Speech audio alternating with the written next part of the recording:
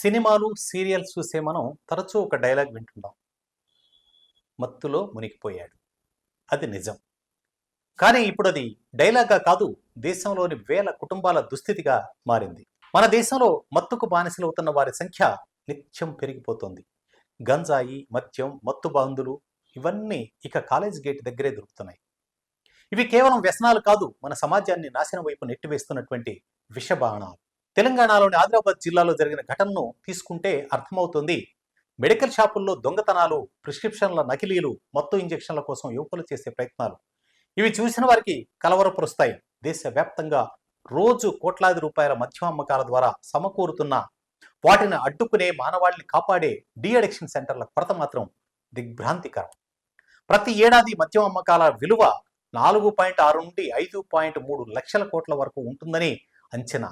ఇంత పెద్ద ఎకానమీతో వ్యసనాలు పెరుగుతున్నా వాటికి విరుగుడులా పనిచేసే డీ అడిక్షన్ కేంద్రాల కోసం 30% జిల్లాల్లో ఇంకా ఎలాంటి సదుపాయాలు లేవు.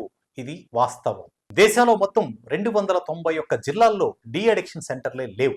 ఛత్తీస్గఢ్లో 31, బీహార్లో 25, మధ్యప్రదేశ్లో 23, గుజరాత్లో 22, ఉత్తరప్రదేశ్లో 18 జిల్లాలు. ఇలా సుదూర ప్రాంతాల నుండి పట్టణాల వరకు ఈ గ్యాప్ జిల్లాలు వ్యసన బాధితుల్ని ఆదుకునే వీలు లేకపోతున్నాయి. తెలంగాణలో 16 డీ అడిక్షన్ కేంద్రాలున్నా అందులో కేవలం 11 మాత్రమే సరైన విధంగా పనిచేస్తున్నాయని తాజాగా రాష్ట్ర యాంటీ నార్కోటిక్స్ బ్యూరో నివేదిక వెల్లడిస్తోంది. అంతేకాదు, అనుమతులు లేకుండా నడుస్తున్న కొన్ని ప్రైవేటు కేంద్రాల్లో బాధితుల మానసిక స్థితిని అర్థం చేసుకోకుండా సెడేటివ్స్ను భారీ మోతాదులు ఇస్తూ ప్రాణాలతో చెలగాటం ఆడుతున్న ఉదంతాలు కనిపిస్తున్నాయి.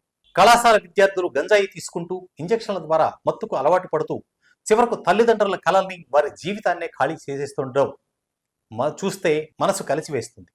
కొందరు బానిసలై కుటుంబాలని శోకంలో ముంచుతుంటే మరికొందరేమో హత్యలు, దొంగతనాలకు పాల్పడుతున్నారు.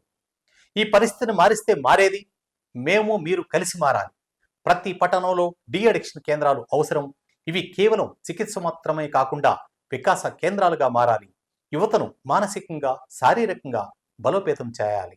వారికి జీవితాలపై నమ్మకం కలిగించాలి. వ్యసనాన్ని ఒక్కసారి గెలిచిన వ్యక్తి జీవితం మీదే విజయం సాధించగలరు. ప్రభుత్వం మాత్రమే కాదు, ప్రతి ఒక్కరూ ఈ విషయంలో ముందుకు రావాలి. మన చుట్టూ ఉన్నటువంటి యువతను గమనించాలి. వారిని మత్తు ప్రపంచం నుంచి రప్పించేందుకు మనం మొదటి అడుగు వేయాలి. ప్రతి వ్యసనం ఉన్న వ్యక్తి ఒక బాధితుడు మాత్రమే కాదు, ఒక అవకాశంగా చూడాలి. ఇది నినాదం మాత్రమే కాదు, ఒక ఉద్యమం కావాలి. మాటల్లో కాదు, చేతల్లో మార్పు కావాలి. ఇకపై ఒకరి జీవితమైన మత్తు బారిన పడకుండా కాపాడగలిగితే అదే నిజమైన సేవ. ఒక వ్యక్తిని కాపాడితే ఒక కుటుంబం నిలుస్తుంది. ఒక్క ఊరు మారితే దేశ భవిత మారుతుంది.